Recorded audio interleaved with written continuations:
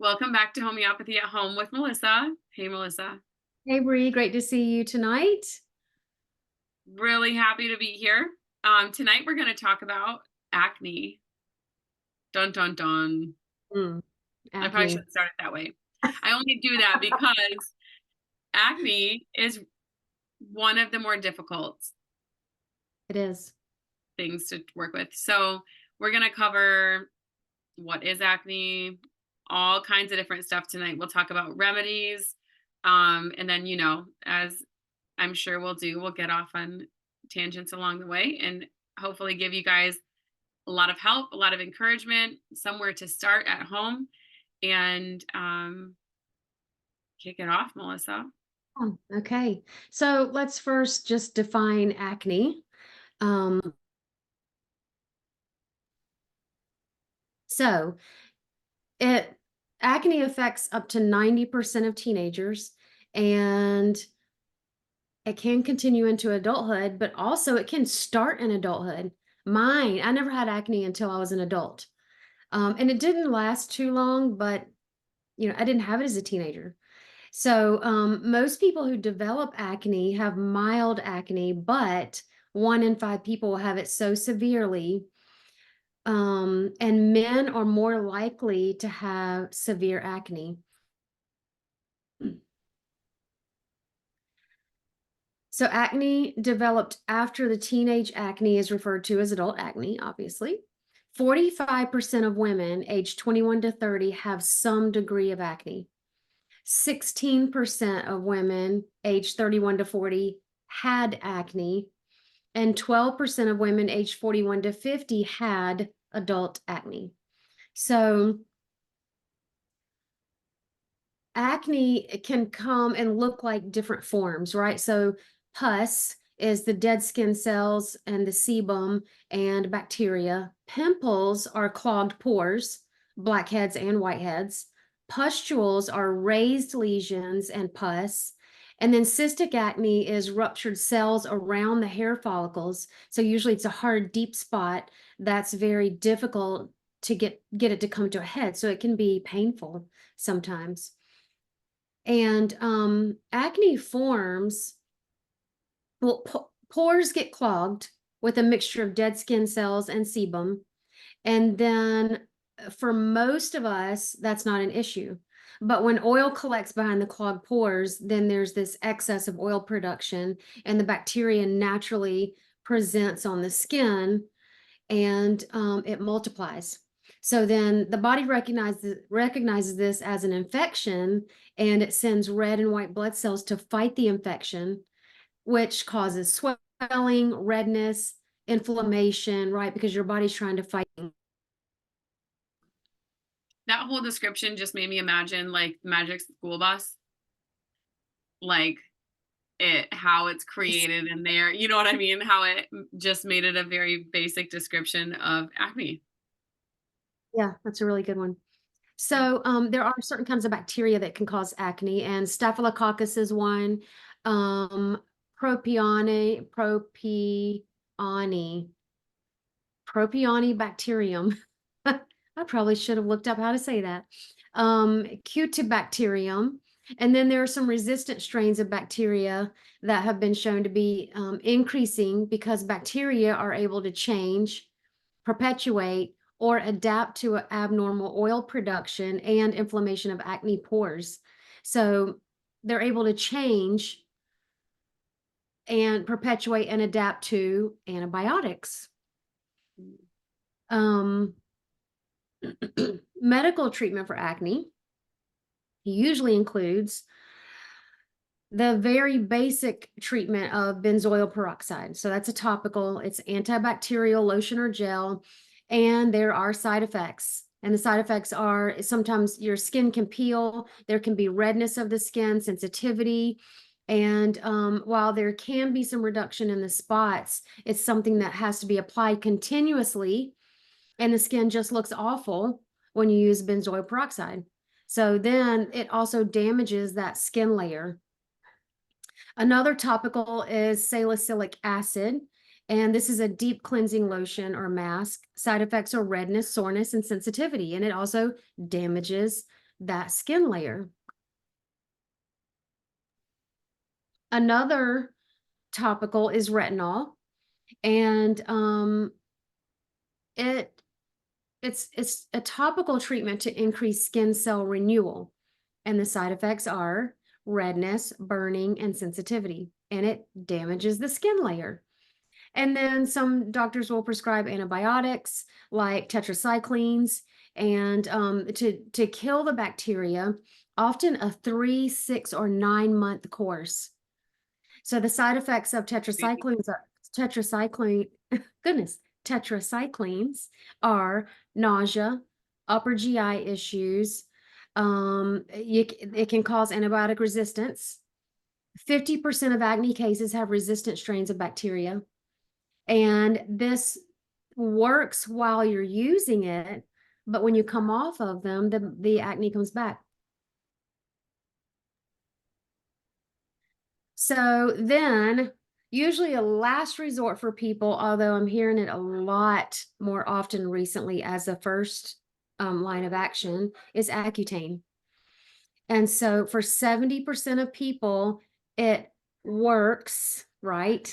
And when I have, for those of you who listen to the podcast, I have air quotes, it works, and the acne never comes back. But in 30% of the cases where it doesn't work, meaning it makes it disappear, it suppresses it, then the acne returns as severely as prior to the treatment. Some people will have to have a second or third round. And this is an oral medication derived from vitamin A to reduce the oil, inflammation, and bacteria. And the side effects are very well known, and they are depression and very dry and cracked skin. And this is completely amazing to me. The patient on Accutane, they have to have liver function tests while they're taking it, because it's well known to damage the liver. That is, I wonder how many people are actually told to do that too. Because I have a story about Accutane. I went in, I had like a weird spot on my skin that I've never been to the dermatologist before. This was like a little over a year ago. So I go in to the dermatologist, and it was a younger woman. I mean, probably close to my age or younger. So, newer out of school. This isn't like an older doctor who came in and like looked at whatever. And there was a couple spots on my face, like they're like bumps, maybe hormonal is what she said. And she said, but I can prescribe you Accutane, and then you can just try that first. And I literally was like, I mean, I don't have the best skin in the world, but I don't have acne. I didn't come here for acne. I just came to make sure I don't have skin cancer. And she prescribed me Accutane. I did not use it, obviously. But I remember being like, you don't know me at all. I don't have acne. And I wasn't told anything about a liver test or anything like that. So just think that's interesting and so sad that it just should be a last resort, even in the medical world. And I mean, she was about to hand it to me right there. Well, it's becoming, I'm hearing, so what I do when I work with clients in my clinic, especially teenagers, Yeah. what their moms, so after some time, and we're going to talk about how long this could take with homeopathy. So after some time, their mom will say, he really wants to be on Accutane. And I'm like, why is that the first? Why are we jumping straight to Accutane? And I don't know. I mean, I don't ask that to the parents because they don't know, because they're just doing whatever the dermatologist tells them to. But why are they going straight to Accutane now? I think it's just because it is so intense that it does work, or it can True. look like it works right away, and they don't want to wait. Right. Yep. They don't want to go through all of the other ones that might not work if you are like, I know this heavy hitter one will work. Yep. We'll talk about that. Okay. Yeah. So then another idea that your doctor might, or another thing your doctor might tell you to do is the pill. So combined pill is the best form of birth control to control acne. And then the combined pill to suppress estrogen and androgen. So the progesterone only pill is not suitable for controlling acne. And the side effects of the combined pill are bloating, breast tenderness, spotting, fluid retention. Some people also feel really low mood and get depressed. It can absolutely affect libido, not only while you're on it, but for years to come. Years later, it can affect your libido. It can affect relationships. And so some people feel fine on the pill. So you get people who have been taking the combined pill for 10, 15 years or more. And but what even if you feel fine, you're not nauseous or bloating or weight gain, then it's still obviously affecting your hormones on a really deep level, and it interferes with relationships. So in the marital relationship, it can be really hard because it has altered your hormones and you don't have the normal female acting hormones that you should have with and towards your husband. And it's just no matter why you get on birth control, it can affect your relationships really negatively. Mhm. Another And I oral even wanted to add to that in some experiences, maybe you have the desire, but physically your body does not respond to arousal.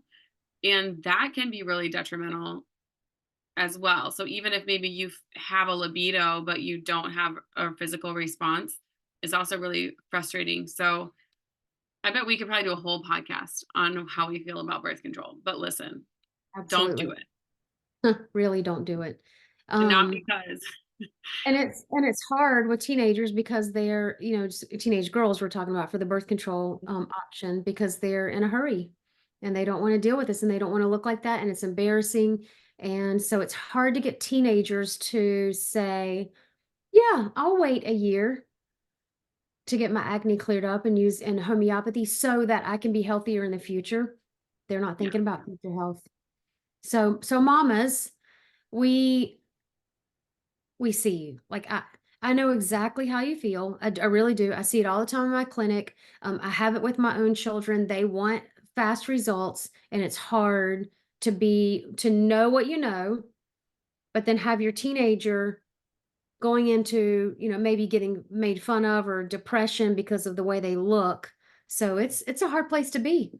And, if you decide to do something like one of these medicines, then we can clean it up later with homeopathy. I'm not saying that in in a willy-nilly way, like, oh, just do whatever you want now, we can clean it up later. I just mean sometimes you just have to do it and we'll figure out we'll just do what we have to do later.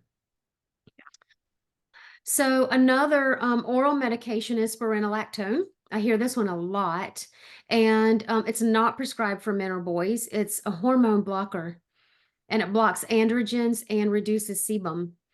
So the side effects of spironolactone are irregular periods, breast enlargement and pain, and increased urinary frequency. And so despite the side effects, a lot of these people will try these because they really want to clear up their skin and they're just hoping that, of course, one of these medicines will just help them to get over this hump of this acne. So let's talk about teenage acne. We'll start there.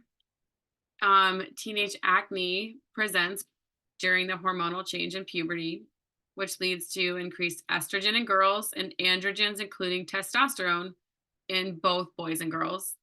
And that increases oil production in the skin, as well as hair growth and all the other puberty things that we know of. Underlying issues with poor elimination and hormone metabolism, which can be because of acetaminophen and antibiotics, like overusing them during their childhood.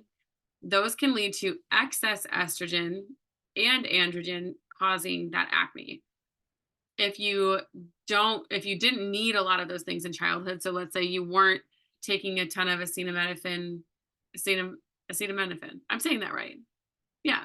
Or antibiotics, then you may get some pimples in during puberty. That's very common, but we're talking acne here.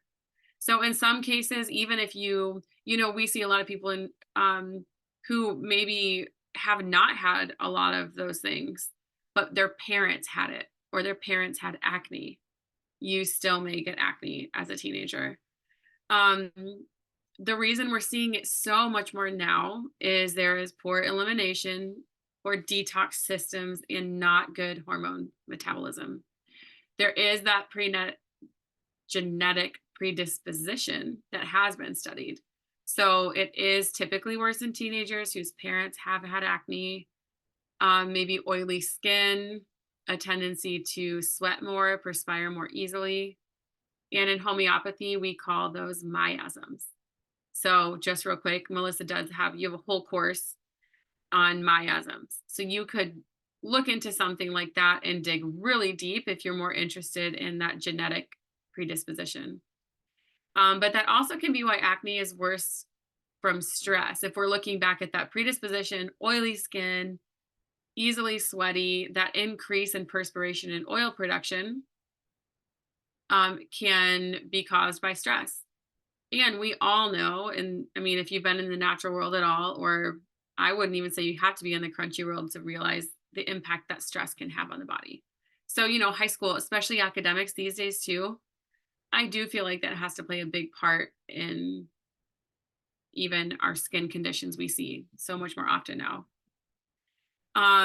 Post pill acne, so acne following birth control pills, can affect a lot of women, myself included. I had never had acne at all, any kind of severe acne until after I came off of birth control. And I had only taken it for 6 months. And my whole back, that's actually what made me realize the big, how detrimental it was to me was when I came off and my back and my chest were broke out for months. And that's when I realized the big shift in my hormones that had happened from being on the pill.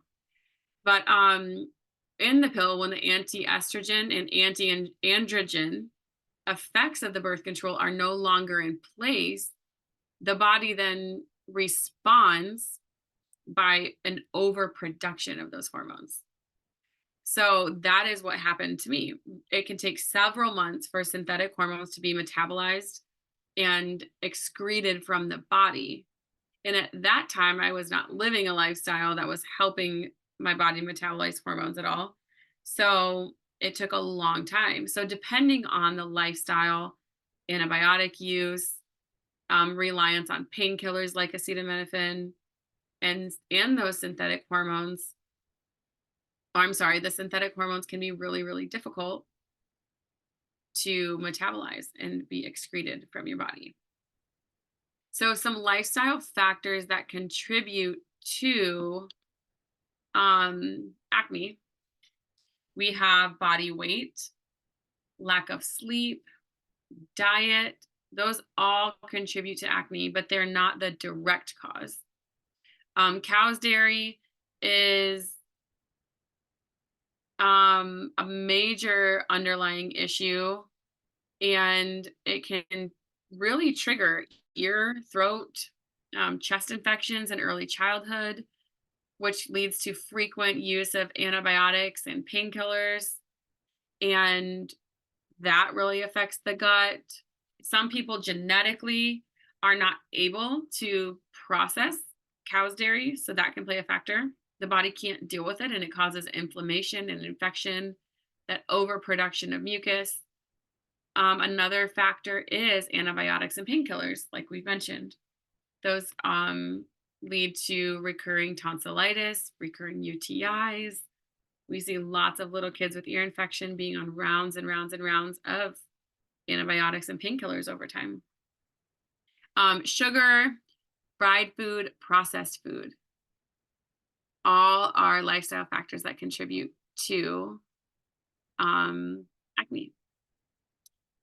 So your liver is also hugely important. This is something newer to me, actually. Even in all the things I've learned, I did not realize the huge part that our liver plays in things, which really should make sense, right? Like when we know how the body works, the liver is such an important organ. All of them are important, but the liver pharmaceutical drugs, petrochemical based beauty products, and party drugs and alcohol are major reasons for liver congestion, which means your liver cannot properly detox and clear your body out. So even if you didn't have antibiotics or all those other things, sometimes you have to, or you're helping someone and they haven't had all those things that we typically look for. You might have to dig a little bit and find out what other things are contributing to this acne. When the liver is sluggish, the body can't move toxins to the intestinal tract. So then you can't eliminate them effectively. And that leads to toxins moving back up into the lymphatic system and then reverting back into the bloodstream. So then the body will try to eliminate through the bloodstream into the kidneys and out through the urine. But toxins very often find their way to the skin through the bloodstream and they get stuck there, causing flare ups and breakouts. So when the liver is not working well, or when the liver is working well, then your toxins are eliminated through your small intestine and colon. So all that wrapped up together leads to really good gut health. Really good gut health helps the elimination process to work properly.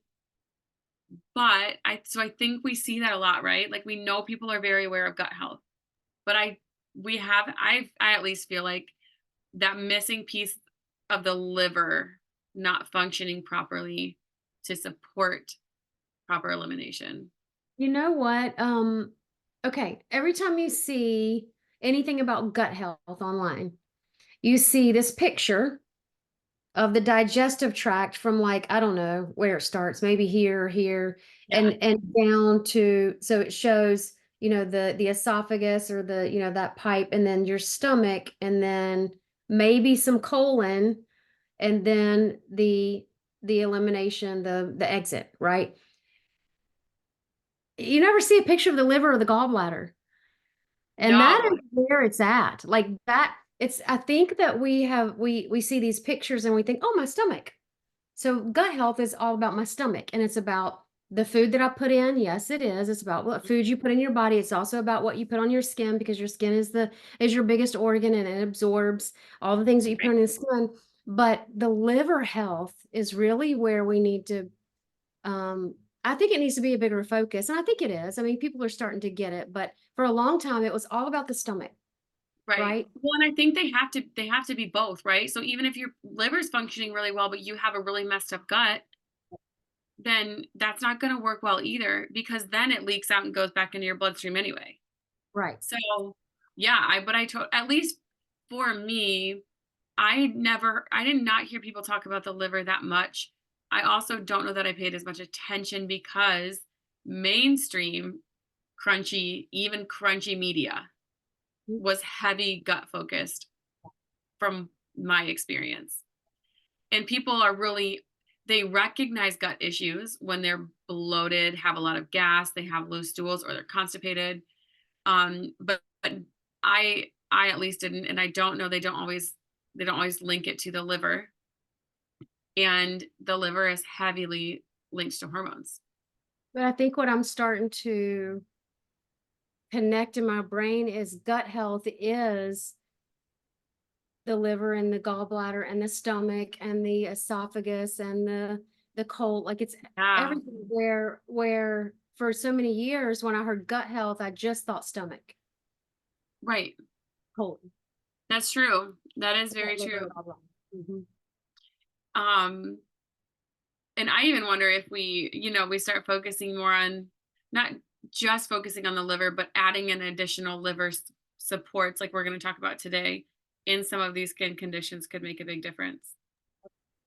Um, so this is where we're going to get into some of, the homeopathy part of it, but depending on the severity of the acne, this is going to take time, and it can take months. It will not take weeks for sure. It will take months or a year, maybe more, to completely improve. You'll typically see improvement before then. And you can learn how to do this and manage a case And Melissa, you have so many resources for this. She does Bridge the Gap calls. You have your mentorship program. I mean, there's so many ways that you could, if you want to start taking cases for people in your life really well, you can learn about how to do that. Um, but we won't go into as much detail with that today. Melissa, you're going to get into specific liver support. Yeah, so just to piggyback off of what you just said, yeah, you can learn how to take and manage acne cases in one of my coaching programs. So I have several different coaching programs, and you can find those, on my website. But like Bree just said, we're not going to teach case taking and case management today. This is just a podcast. We're going to give you some remedies that you can look into. When we give you remedies on these podcasts, it's go read them in the Materia Medica and see if they fit your picture. So liver support, specifically berberis aquifolium is very useful. And Chelidonium, one of my favorites, absolute. Really one of my favorite liver support remedies. We did 2 whole podcast episodes on liver support. One was Chelidonium, one was Cardusmar, and you can go and listen to that or watch that. But those are 2 liver supports especially for acne. Mm-hmm. So I also want to talk about some nosodes. And carcinosin, it is useful. So remember, Bree already talked about what points to a miasm. If you don't know much about miasms, you want to learn more, go take my miasms course. But I'm just going to tell you about the miasmatic nosodes and when you might consider them in an acne case. So if I see cancer in the family history, especially in the parents, then I would consider carcinosin sooner rather than later. And if it's in the parents, then carcinosin is even more highly useful. So in carcinosin, it says acne and boils in the skin section. Tuberculinum, acne, particularly when you see a history of allergies, immune issues, sweating on the back or the chest, acne on the back or the chest, as well as acne on the face. Metaurinum is useful when there are boils, inflammation, sinus issues, heart disease in the family history, and excessive lifestyle.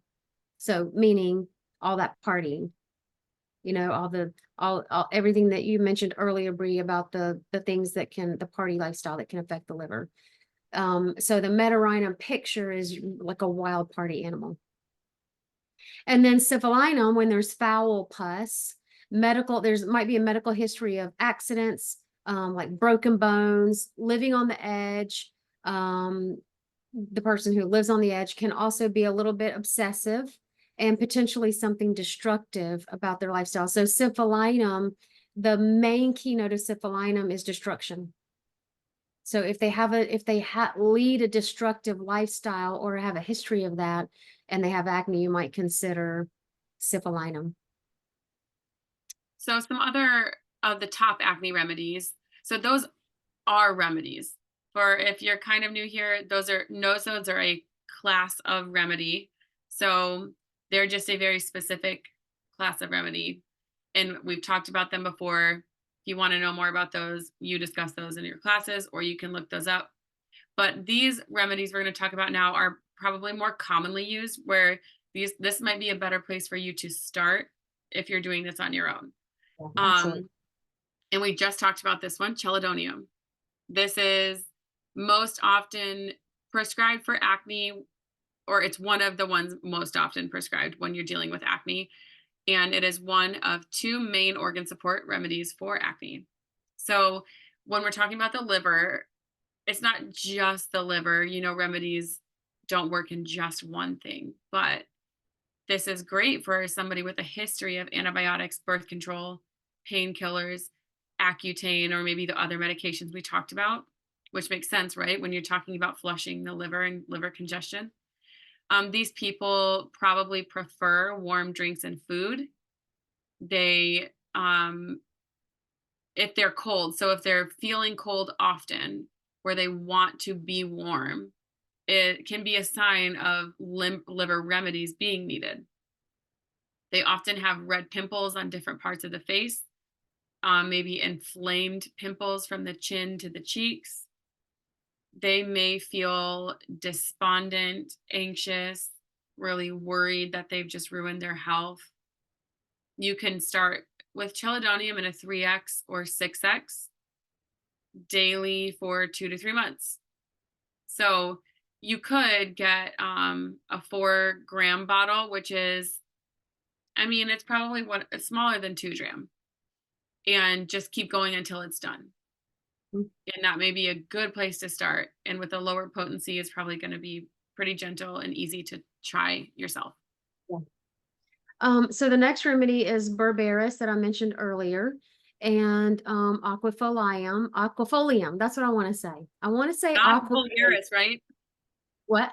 Because we use berberis vulgaris, I think we talk about more often. That's right. This is different berberis.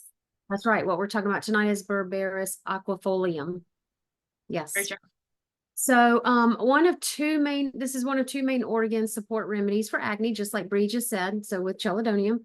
And then this acne is blotches and pimples. And in Murphy's Materia Medica, it says that berberis clears the complexion. We can often see pimples with dry, rough, scaly skin, and can see eruptions on the scalp, which extends to the face and the neck. You could start with berberis instead of Chelidonium if you feel it's a better indicated. You just need to go read the remedies in the Materia Medica. Emotional signs of berberis are unhappy, depressed, and tearful. And you can also do that in a 3 or 6x daily for a few months. Okay. The next one is Thuja. I would not typically think Thuja right away for acne. So until like I was reading it tonight. But it actually is the #1 remedy for acne, primarily for cystic acne. The Thuja person may like or dislike onions and garlic. Thuja tends to be worse on the left, worse for cold, damp, worse at night, worse after breakfast. Better for drawing up the limbs or lying on the affected side. They may be really confused during or before the appointment, or they may email later because they're confused. Just confusion. I know, Melissa, you've told me this before. Whenever there's like something really confusing, just consider Thuja. So it's good for, like I said before, cystic acne. They may have really oily skin. They will have spots that leave livid marks and foul pustules. Their periods may be light. If they're girls, obviously light, short, and early. You may see a history of things like warts, ovarian cysts, pelvic infections, UTI. If they're really young, they may not have enough history for you to know, but sometimes this is prescribed in puberty, but a lot more often in younger people, and they're like young adults. So maybe in their early 20s. These people, they might be spaced out, or like I said before, confused, indecisive. They may feel shame or disgust with their skin and feel it's dirty or unclean. They may have nightmares, dreams of death or dead people or falling from a height. To start with Thuja, you could do 6C daily for 2 or 3 weeks, but most often do 30 or 200C maybe once or twice a week. That would be a safer place to start. High potencies of Thuja or too frequent can make people not feel great. So I mean, if you're doing this at home by yourself, just make sure either you're working with a homeopath who knows what to look for, or only go up in potency if you use a lower one and you notice it's working, they're tolerating it okay. But maybe just start with a 6 or a 30 rather than a 200 or higher. Yeah. So next up is sepia. And this can be acne that comes on after hormonal birth control pills like what happened in my case. I said I didn't have acne as a teenager, and then I had acne in my early 20s, and that was after birth control. This is hormonal adult acne, acne before the period, acne after coming off the pill, acne after pregnancy. That was all my case. This can calm excess androgen hormones, and they tend to have a liking for salty, pickled flavors. They really like cake, usually worse in the afternoons and before a period. So better for exercise and dancing. Acne that's worse before the period. Periods can be irregular, having a bearing down pain extending to the back and legs. And PMS might include acne, headache, constipation, being really cold, tired, irritable, intense dislike of loved ones. So your family, you're suddenly like, I cannot stand you, get away from me. Ambitious, intellectual, these women are, and especially those who have not yet become a mother. After they've been a mother, they're often exhausted, drained by work or family, brain fog, low libido, weepy and unhappy, may feel something dreadful is going to happen, despair, may have bottled up anger and resentment that leads to sarcasm. And I like to do Sepia 6C twice per day to start. You might just do once per day. Maybe you just do Sepia 6C once per day to see how you do. Now, I know if you've listened to past podcasts of mine, you may have heard Sepia Sunday. So where we did 200C once per week. That's still fine. It's not that that's wrong. It's just that I'm seeing more benefit with the 6C once or twice per day to start. And then we can go up to 30 if we need, and then we can go up to 200 if we need. Nux vomica is the next remedy we're going to talk about. It may not be one that you immediately think of for acne, but it is used a lot for acne in young adults, especially with unhealthy lifestyles. So too much alcohol, too much fatty junk food, too much cheese, which is hilarious because I feel like all of us, I mean, who doesn't love cheese? We didn't get enough cheese. But Nux vomica does, I mean, that's a good overindulgence remedy. So maybe college years where you're like a little crazy. They often, if they're not in that stage of life, they still may have a history of overuse of alcohol, medication, drugs, etc. The Nux vomica person may like savory, spicy, or stimulating food. They're much worse for being chilly. They don't like being cold or drafts. So much better for warmth and warm drinks. Nux vomica acne can include boils and abscesses. The Nux vomica girl may have periods that are irregular, too early, too long, prolonged periods, painful periods. They often have a history of constipation or acidity, hemorrhoids, IBS, allergies. A Nux vomica person can be really emotional, so very impatient, very overactive mind, very irritable, oversensitive to noises, smells, and light. They can be fault finding and easily angered, and also can be ambitious and competitive. So very fastidious people. You can often use Nux vomica 6C daily as a detox to start, maybe 3 to 4 weeks. It is a good liver support remedy, which if you listen to our liver podcast, we did talk about Nux vomica. If you do Nux vomica 6C daily, we don't recommend giving Chelidonium or Berberis alongside that. So maybe just choose one and try it. Or like the other ones, maybe start there and you can move up. You can move to a 30 or a 200 later. Nosodes that may fit well with a Nux vomica person or fit this picture well are Metaurinum carcinosum, just like Melissa said up at the top. So if that's the case, make sure you go look in the Materia Medica and make sure it fits really well. Awesome. And next up is pulsatilla. So this is acne from puberty.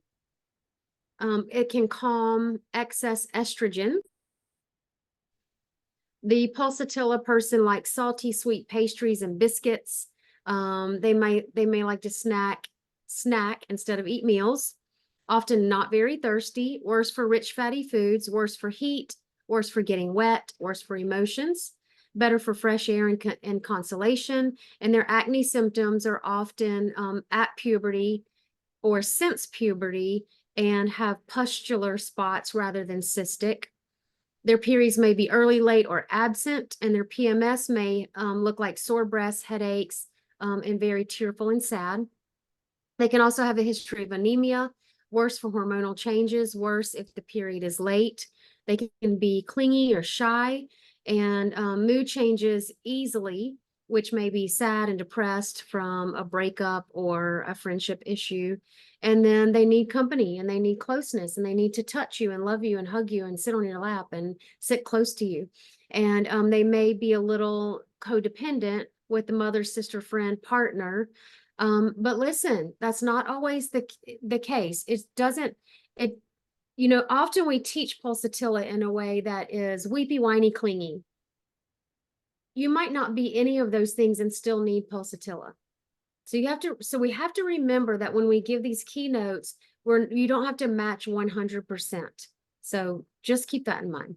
And I really do like to start with the 30C or a 6C. In fact,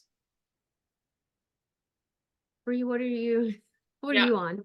I'm actually 200 once a day, Okay. but I had a much bigger mental picture, much bigger pulsatilla mental picture. I also do know I'm not sensitive to remedies. Okay. So, And I'm more sensitive and mine was more physical and I'm on a 6C daily. mhm.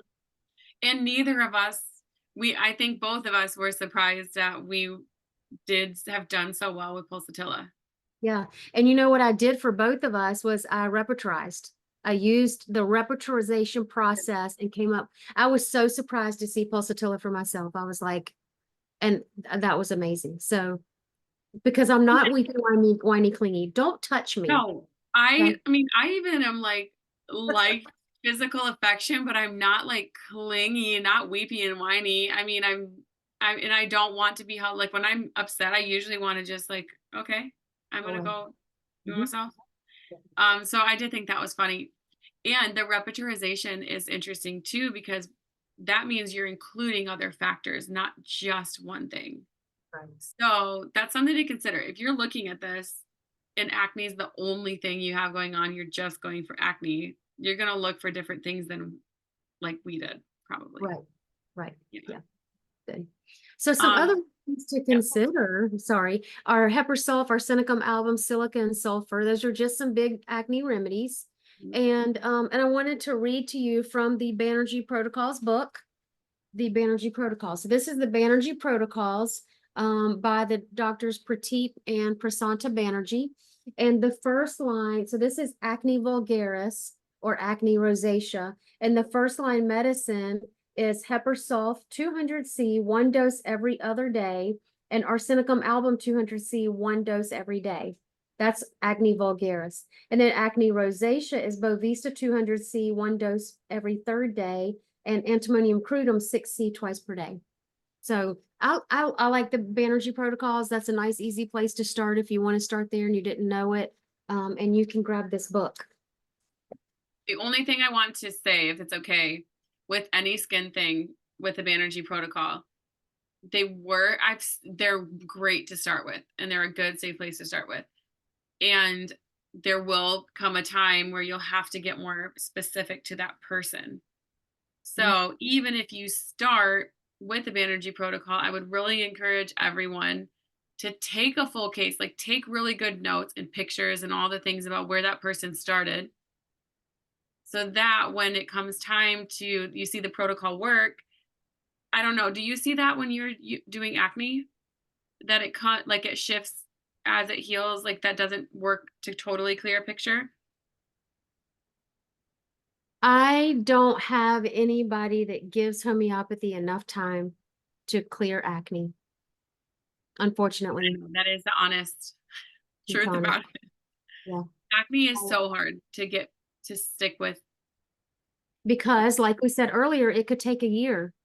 And by the time people come to us, they've already tried everything. Mhm. They're at their wits' end. I have women come to me and say, I'm getting married in 2 months. Yeah. Um, You know I'm what? so Okay. I thought about this earlier. With any skin stuff too, I think something to think about or encourage people with is what are you using on your skin? We very often are supporting the body internally, and then homeopathy is going to push it out while we're using face wash that has salicylic acid yep. in it, or all of those things that are opposing forces, right? Like we're suppressing while we're pushing out. And I have started to see when people really are willing to make the shift to like oil cleansing, using cleansers, and not wearing all kinds of makeup. And I have seen a couple that's their progress does move a little more, Mhm. but it takes serious commitment, I think. Yeah. I mean, yeah, I can think of right now one woman who is very much better.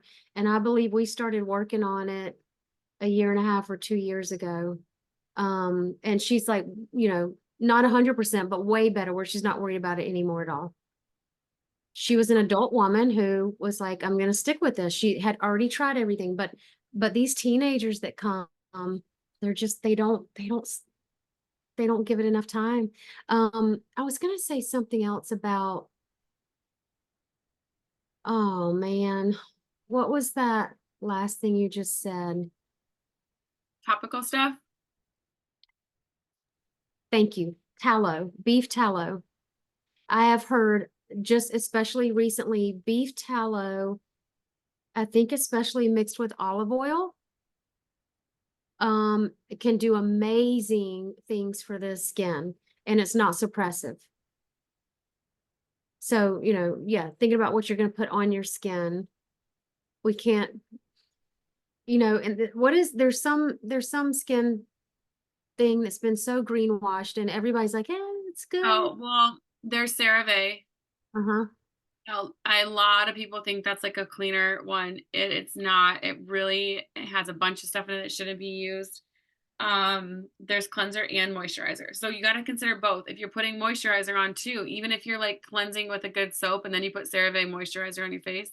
Yep. Um, but so there's that. There's, I mean, depends on what you're using. A lot of people are using a lot of melaleuca or tea tree Mhm. on their skin, which I don't think it's all bad, but also be really careful because topically those oils, especially tea tree, they're antibacterial. And Yeah. so you don't want on any of your skin to be antibacterial. Like you don't want to totally cleanse everything. So maybe really diluted to, is fine, but just be careful of that because you are trying to bring a balance to your skin. And when you're flooding it with all kinds of anti things, to clean it too much. Yeah. That's Um, true.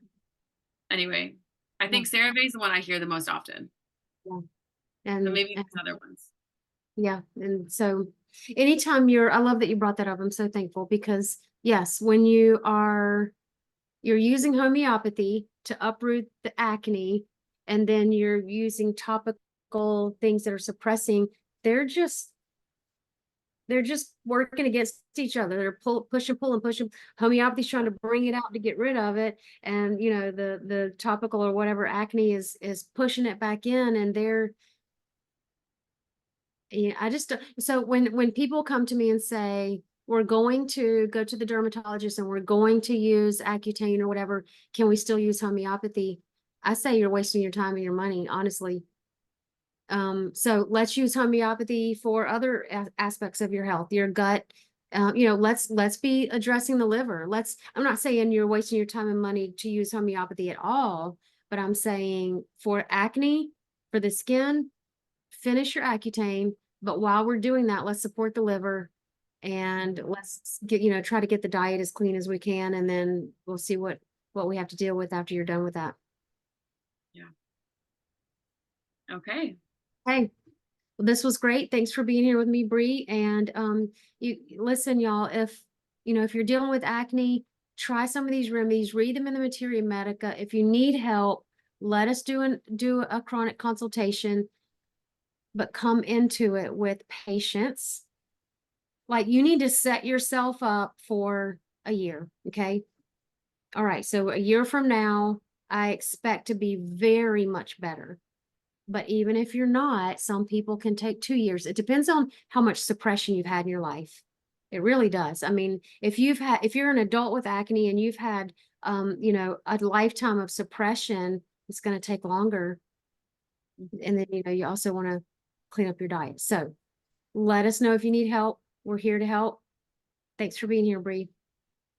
Thank you.